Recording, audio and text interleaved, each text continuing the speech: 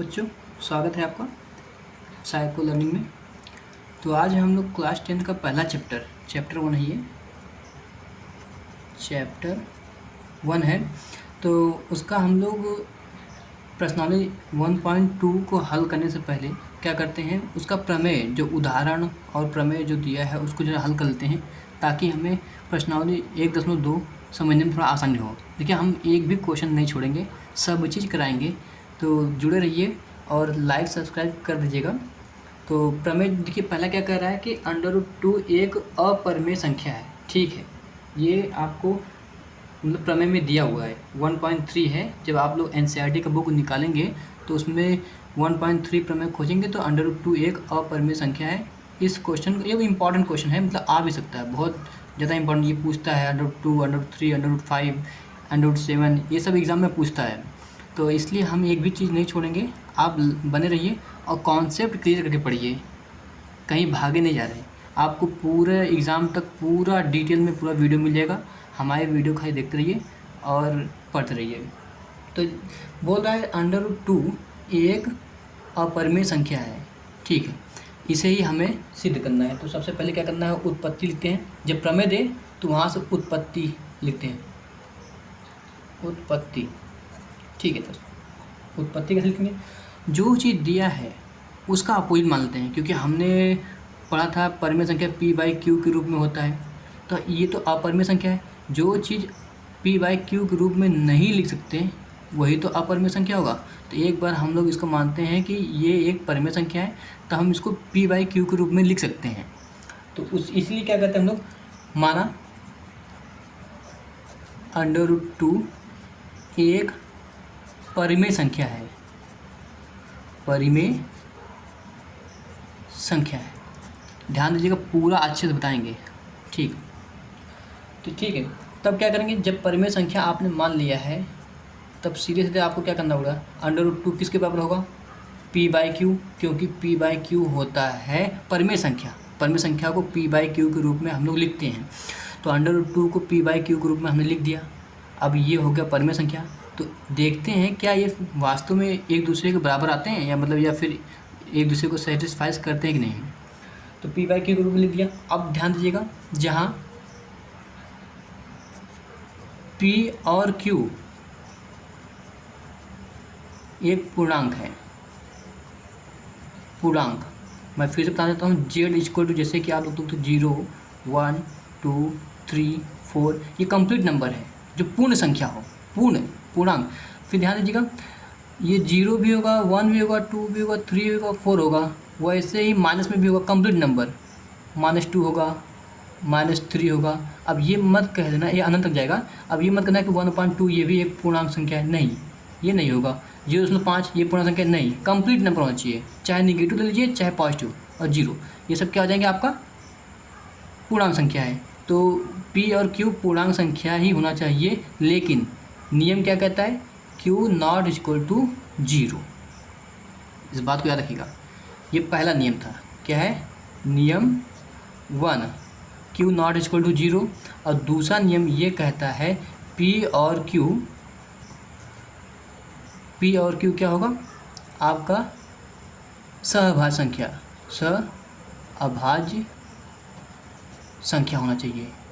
मतलब जो दोनों, मतलब p और q ऐसे संख्या होना चाहिए जो एक दूसरे के पहाड़ा, मतलब किसी भी एक कॉमन पहाड़ा से कटे ना, जो खुद से कटे और जो दूसरों को न काटे। जैसे अगर ये 20 रख रहे हो तो इसको आप 21 रख दीजिए, क्योंकि 20 जिस संख्या से कटता है वो 21 उस संख्या से नहीं कटता। तो दोनों ही सहअभाज्य संख्या होंगे। तो पिछले वीडियो में सहअभाज्य संख्या के बारे में पूरा डिटेल में बताया था आपको। ठीक है, इतना बात याद रखिएगा।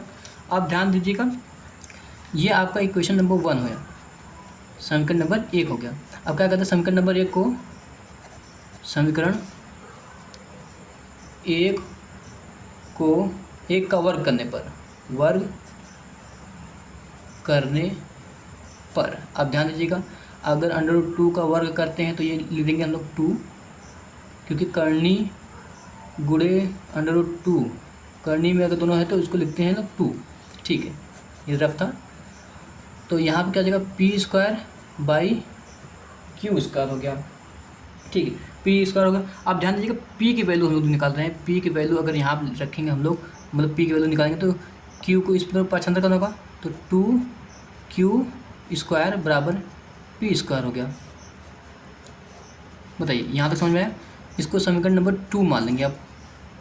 ठीक, अब ध्यान दीजिएगा इसमें जो कहा जाता है एक चीज़ जो कि क्या इस 2 से p कट जाएगा। जैसे हम लोग 6 को, ये p की जगह मैं 6 लिख रहा हूँ और यहाँ पे 2 इंटू 3 लिख रहा हूँ। अब 6 का गुणनखंड ये है दोनों, तो यहाँ पे p का गुण, p स्क्वायर का गुणनखंड तो ये है 2 इंटू क्यू स्क्वायर, ये p का गुणनखंड है 2 इंटू, तो मतलब 2 से p स्क्वायर कट जाएगा, मतलब 2 से 6 भी कटेगा तभी तो 3 आएगा, और 2 से p स्क्वायर काटेंगे तो q स्क्वायर आएगा, मतलब हाँ p स्क्वायर जो है विभाज्य है। जैसे देखिए, तो अतः 2 से p स्क्वायर पूर्णतः विभाज्य है, विभाज्य करता है। तो अब देखिए, अब बात आती है कि जैसे हम लोग कहेंगे ना चूक, इसलिए 2p को भी विभाजित करेगा।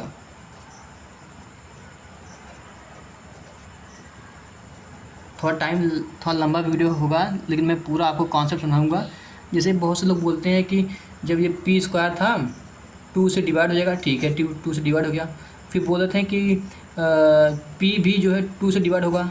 अब ये बात नहीं समझ में आता कि जैसे मान लीजिए 2, तो यहाँ पे आपको √2 दिया था इसलिए आप 2 को बार बार ले जा रहे हैं, लेकिन ये कैसे हो सकता है। जैसे मान लीजिए मेरे पास कोई नंबर मतलब 9 था, ठीक है 9 की जगह मान लो 12 था, ठीक है 12 था, मेरे पास कोई संख्या 12 था। अब एक संख्या मान लो p की वैल्यू p स्क्वायर जगह पे मेरे p स्क्वायर है, उसके जगह मैंने 36 लिखा और 12, ठीक है 12 से 36 कट जा रहा है 3 बार। अब 36 का अगर वर्गमूल करेंगे, जैसे 6 हुआ, क्या 6 से 12 कटेगा, पूरा काट देगा? नहीं काटेगा पूरा, ये काटेगा तो खुद ये 6 होगा, ये अगर 3 फिर इसको काटेंगे 2 हो जाएगा, लेकिन 12 6 को पूरी तरह से नहीं काट पा रहा है। तो इन लोग जो बहुत से बार बताते हैं p स्क्वायर जो है अगर 2 से डिवाइड हो गया तो p भी 2 से डिवाइड होगा, ये कंफर्म नहीं है, ये सब अनुमान लगा बताते हैं, ये सब रफ था आपका, अनुमान लगा बताते हैं, वो अच्छा नहीं लगता। तो हम लोग थोड़ा सा वीडियो लंबा जाएगा, मैं थोड़ा सा आपको कॉन्सेप्ट क्लियर करता हूँ कि ये कैसे कटेगा। तो रफ़ के लिए थोड़ा सा समझाते हैं, यहाँ पे रफ़ करता हूँ, यहाँ पे देखिएगा बहुत आसान है, कुछ है नहीं इसमें। देखिए यहाँ से हमारे पास सबसे पहले क्या था √2, हमने इसको लिखा p/q के रूप में। अगर ये p कोई नंबर होता, p और q कोई एकदम फिक्स नंबर होता, जैसे ये √2 है, कोई एक नंबर होता तो हमें समझने में आसान होता कि गुणा गणित हम लोग करके आसानी से समझ सकते हैं कि 2 किसको किसको काट रहा है। ठीक है, इसका स्क्वायर करने के लिए सबसे पहले हम लोग क्या करते हैं, इसको गायब करके एक नंबर निकालते हैं। ध्यान दीजिएगा मैं सिर्फ इसको ले रहा हूँ क्योंकि हमें p और q का भी इसी के हिसाब से वैल्यू लेना है, और हमें पता नहीं कि p को क्या रखें और q को क्या रखें, सिर्फ नंबर के लिए, रफ है आपके लिए, ध्यान दीजिएगा मैं समझा रहा हूँ आपको। तो √2 को मैंने क्या किया, √2 से मल्टीप्लाई किया तो हमारे पास आ गया 2, और एक √2 को मैंने पक्षांतर कर दिया तो √2 बराबर हो जाएगा 2/√2। देखिए ये p हो गया और ये हो गया q, नंबर हमें मिल गया। देखिए हमें उसी हिसाब से नंबर चाहिए ताकि हमारा पूरा कॉन्सेप्ट बैठ सके, कोई गलत नहीं, चाहे कुछ भी नंबर रहती है बात सब सही रहेगा। लेकिन यहाँ देखिए, अब देखिए अगर मैं √2 से ऊपर मल्टीप्लाई करूँ और √2 से नीचे मल्टीप्लाई करूँ तो √2 से ये एक मतलब क्या करेंगे, √2 से ऊपर मल्टीप्लाई करूँगा और यहाँ पर √2 से मल्टीप्लाई करूँगा तो ये 2 हो जाएगा। जैसे देखिए 2 ऊपर है, √2 है, अगर ऊपर नीचे √2 से मल्टीप्लाई कर दूँ तो ये तो कंप्लीट 2 हो जाएगा, और ये क्या हो जाएगा 2 √2, और ये हो गया 2 हो गया कंप्लीट। 2 √ का मल्टीप्लाई √रूट में होगा तो 2 होगा, 2 कैंसिल हो गया, तो मतलब √2 के बराबर जो यहाँ पे √2 था उसके बराबर आ रहा है, तो मतलब दोनों पक्ष बराबर ही है। ठीक, ध्यान दीजिएगा मैं जो समझा रहा था आपको वहाँ से थोड़ा भटक गया। जैसे कि मैंने √2 बराबर क्या रखा, 2/√2 रख दिया। ठीक है, अब ये हो गया p और ये हो गया q। ठीक है, दोनों हो गया। अब जैसे कि दोनों पक्षों का हम लोग जैसे कि यहाँ पे स्क्वायर किए थे, √2 = p/q था, तो हमने क्या किया, समीकरण 1 का स्क्वायर कर दिया था, तो 2 हो गया था √2 का, तो p² / q² है।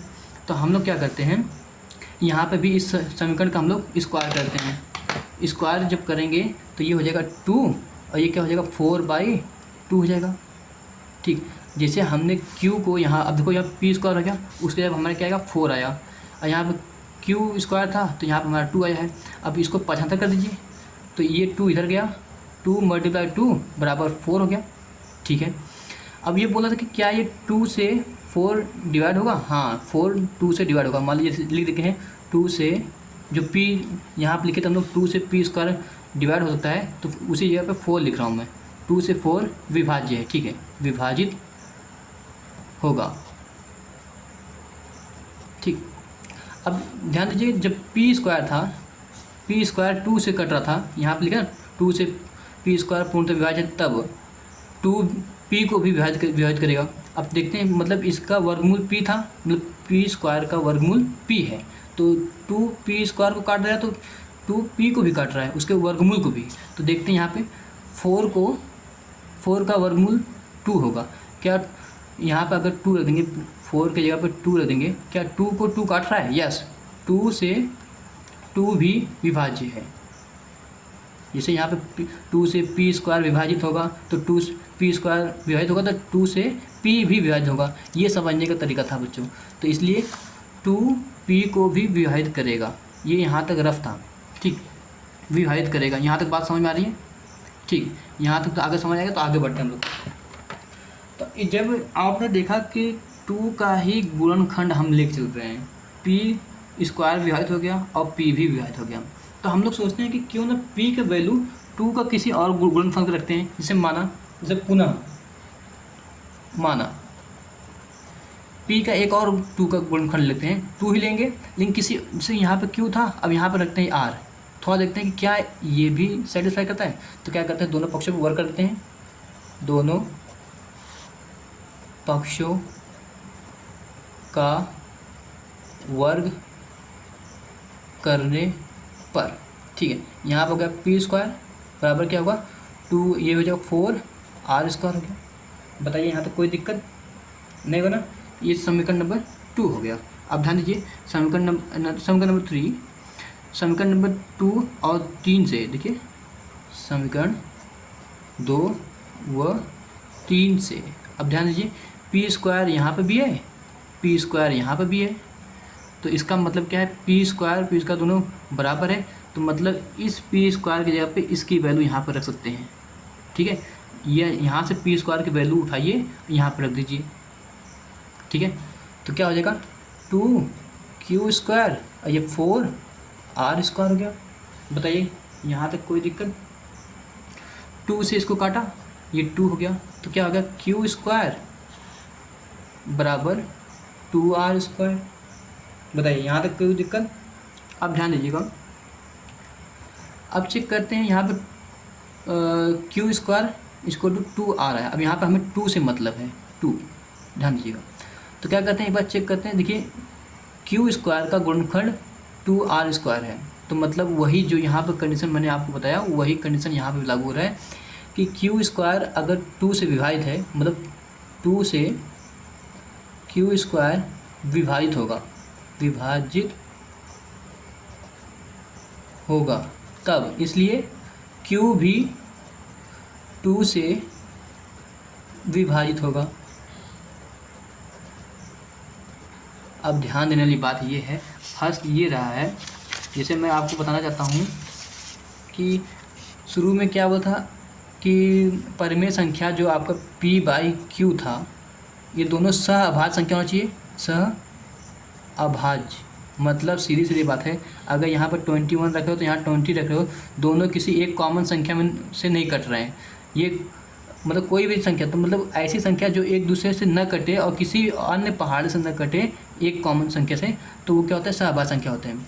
लेकिन यहाँ पर जो आपका एक बार p² 2 से डिवाइड हो गया, ठीक है, एक बार q² 2 से डिवाइड हो गया, और यहाँ पे जब इसका वर्गमूल किया तो p भी 2 से डिवाइड होगा। देखिए 2 p को विभाजित करता है, ठीक है, p जो है 2 से विभाजित होता है, और यहाँ पे q भी 2 से विभाजित हो गया। यहाँ देखिए लास्ट में Q भी 2 से विभाजित होगा। जब ये विभाजित हो गया, देखिए Q भी 2 से विभाजित होगा, तो यहाँ पे देखिए P और Q दोनों एक कॉमन संख्या से कट जा रहे हैं, जबकि यहाँ पे होना चाहिए कि 21/20 किसी एक कॉमन संख्या, जैसे अगर मान लीजिए 3 से ये कट रहा है तो ये 3 से नहीं कट रहा है, अगर ये 4 से कटा तो 4 से नहीं कट रहा है, 5 से कटा तो ये 5 से नहीं कट रहा है, 7 से अगर ये कट रहा है तो ये 7 से नहीं कट रहा है, तो उसी को सहभाज्य संख्या कहते हैं। तो P/Q जो है सहभाज्य संख्या यहाँ पर सिद्ध नहीं होता है। देखो Q भी 2 से कट गया और P भी 2 से कट गया, तो मतलब दोनों सहअभाज्य संख्या नहीं है, और परिमेय संख्या होने के लिए सहअभाज्य संख्या होना बहुत ज़रूरी है। तो अब ध्यान दीजिएगा, ये रफ यहाँ था। तो हमारी अवधारणा क्या है, देखिए इसलिए उसी का आगे था, ये रफ था भाई, रफ। देखिए P और Q दोनों ही 2 से विभाज्य हैं, जो कि हमारे अवधारणा के विपरीत हैं। अतः लाइट कट गई थी, क्षमा कीजिएगा, जो कि हमारे अवधारणा के विपरीत हैं। अतः √2 एक अपरिमेय संख्या है।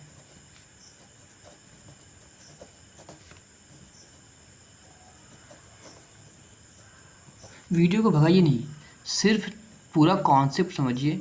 अगर आप कॉन्सेप्ट समझ जाते हैं तो बहुत अच्छी बात होगा, आपको कहीं दौड़ना नहीं पड़ेगा। आपसे फ्यूचर में कोई पूछेगा तो आप उसको अच्छी डिटेल से बता सकते हैं। तो पूरा पढ़िए, कॉन्सेप्ट क्लियर हुआ तो सब कुछ होगा। वीडियो थोड़ा लंबा होगा, जाने दीजिए, कोई बात नहीं, लेकिन आप सीखिए। तो अगला हम लोग उदाहरण पे जाते हैं। ध्यान दीजिए, अगला प्रश्न जो आपका उदाहरण है, √3 एक अपरिमेय संख्या है।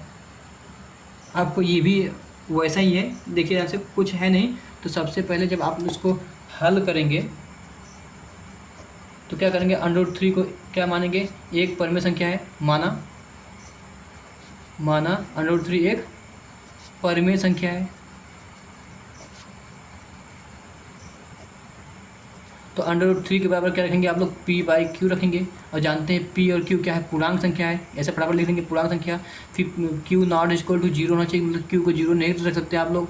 और ये पहला नियम था। दूसरा नियम आप रखेंगे कि सहअभाज्य संख्या होना चाहिए, ठीक है। फिर इसका वर्ग करेंगे, इसको समीकरण 1 मानेंगे। फिर इसका वर्ग करेंगे तो 3P² आता है। फिर Q² का उसको 75 करेंगे तो P² की वैल्यू निकल के आएगा 3Q², ठीक है। अब जानते हैं आपको कि 3 से, क्योंकि P² का गुणनखंड 3 × Q² है, तो जब इसका गुणनखंड ये है तो इसमें से 3 अगर निकल कर आता है तो P² को विभाजित करेगा, तो मतलब 3 से P² पूर्णतः विभाजित होगा। इसलिए अब देखिए, ठीक वही टाइप रखेंगे, 3 P को भी विभाजित करेगा।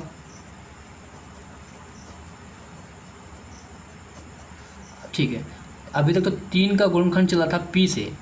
P परेशान हो गया कि 3 हमें बार बार काट दे रहा है, हम स्क्वायर हो रहे हैं तभी भी 3 काट रहा है। P जो है P² भी कट गया और P भी कट रहा है। अब तब इसने क्या किया, फिर से पुनः माना, क्या P ही परेशान था ना, तो P ने सोचा चलो हम 3 का कोई और गुणनखंड बनाते हैं। जैसे उसने मान लिया 3R, P ने कोई और गुणनखंड बनाया और उसको 3R मान लिया कि चलो Q को हटाएंगे, क्योंकि Q था साथ में तो 3 हमको काट दे रहा था। अब क्या किया, R का साथ ले लिया। चलो हमने मान लिया कि 3 के साथ Q ना होकर R हो गया। अब इसका स्क्वायर कर लीजिए, P², ये क्या होगा, 9R² हो गया। ये समीकरण नंबर 2 हो गया, और ये समीकरण नंबर आपका 3 हो गया।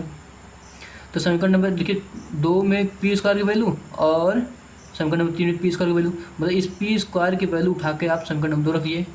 तो मतलब समीकरण 2 व 3 से, ठीक है। तो क्या करेंगे, P² की वैल्यू यहाँ पर रख देंगे हम लोग, तो यहाँ पर पहले क्या था 3q² और यहाँ पे 9r² था। 3 से इसको काटा, ये 3 हो गया, तो बचा क्या q² बराबर 3r²। अब वही घटना फिर से घट रही है। देखिए यहाँ से 3 से q² विभाजित होगा, 3 से q² विभाजित होगा, ठीक है। तब इसलिए तब q भी 3 से विभाज्य होगा। अब देखिए यहाँ से p और q जो हम लोग शुरुआती में परिमेय संख्या होने के लिए क्या मानते हैं कि ये सहअभाज्य संख्या होना चाहिए, सहअभाज्य संख्या होना चाहिए। लेकिन यहाँ पे देखिए p और q दोनों ही 3 से विभाज्य हो गए। मतलब जो p और q अगर 3 से एक ही संख्या से विभाजित हो गए तो सहअभाज्य कैसे हुए। इसलिए जब इस नियम का ये पालन नहीं कर रहे हैं तो हमारा √3 क्या होगा, सीधे एक अपरिमेय संख्या होगा, ठीक है बच्चों। उसी तरह हम लोग उदाहरण नंबर 6 पे पढ़ते हैं। देखिए उदाहरण नंबर 6 क्या कहता है, 5 माइनस √3 एक अपरिमेय संख्या है। सीधे सीधे ये भी बहुत आसान है, जो चीज़ ये बोल रहा है उसका अगर इसको झूठा साबित करना है तो ठीक उसको अपरिमेय साबित कर दो। माना 5 माइनस √3 एक परिमेय संख्या है, परिमेय संख्या है, ठीक है। तो जब परिमेय संख्या तो क्या है परिभाषा, 5√3 इक्वल टू p/q के रूप में लिख दीजिए। अब आपको पता है q0 इक्वल टू 0 और p और q क्या होगा, पूर्णांक होंगे, ठीक है, पूर्णांक होंगे। और इसमें क्या होना चाहिए, p और q क्या होना चाहिए, आपका सहअभाज्य होना चाहिए। बस ये इतना रूल फॉलो करोगे तो मतलब इसको हम जब ये बोला कि ये अपरिमेय संख्या है 5 माइनस √3 तो हमने इसको परिमेय संख्या मान लिया। और परिमेय संख्या का जो कॉन्सेप्ट है 5 माइनस √3 परिमेय संख्या p/q को ही कहते हैं। तो अब p/q के बराबर रख दिया। अब जो इसका नियम था q0 इक्वल टू 0 होना चाहिए, p और q पूर्णांक होना चाहिए, p और q क्या होना चाहिए, सहअभाज्य संख्या होना चाहिए, ठीक है। अब ये इतना हो गया। अब क्या करते हैं, √3 को अकेला करते हैं, क्योंकि ये हमें पता है कि जो अभाज्य संख्या होती है, अभाज्य संख्या का अगर हम लोग अंडर रूट करते हैं तो वो क्या होता है, अपरिमेय। तो √3 क्या है, सीधे सीधे दिख रहा है कि ये क्या है, आपका अपरिमेय संख्या है।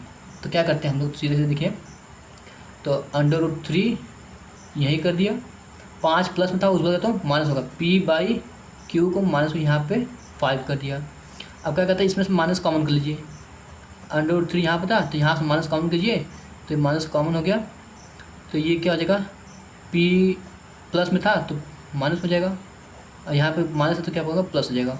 और इसको यहाँ देखिए माइनस से माइनस कैंसिल हो गया, तो √3 बराबर हो जाएगा, जो प्लस में उसको पहले लिख लीजिए, चाहे पीछे कोई बात नहीं, जो माइनस में उसको बाद में लिखते हैं। तो क्या करें आप, √3 बराबर 5 माइनस p/q, ठीक। अब ध्यान दीजिएगा, हमने रूल क्या पढ़ा था कि यदि परिमेय संख्या है उसमें कोई परिमेय संख्या जोड़ा या घटाया जाए तो क्या होना चाहिए, परिमेय संख्या आना चाहिए, परिमेय संख्या ही आता है। जैसे परिमेय संख्या में ये कोई भी परिमेय संख्या घटाया या जोड़ा जाए तो परिमेय संख्या ही प्राप्त होता है। p/q हमें शुरू से पढ़ते आ रहे हैं कि p/q क्या है, परिमेय संख्या है। और 5 तो जानते हैं पूर्णांक संख्या है, पूर्णांक बटे में 1 ले लेंगे तो क्या होगा, सीधे सीधे क्या होगा, परिमेय संख्या हो गया। तो परिमेय संख्या में परिमेय संख्या, देखिए परिमेय संख्या से परिमेय संख्या घट रहा है तो आना चाहिए परिमेय संख्या। तो ये क्या होगा, ये तो परिमेय संख्या आ रहा है, लेकिन हमें पता है ये अभाज्य संख्या है और ये अपरिमेय संख्या है, तो दोनों बराबर नहीं आ रहा है। देखिए ये बराबर नहीं आ रहा है, तो मतलब हमारा जो अवधारणा है वो गलत है। तो इसलिए हमारी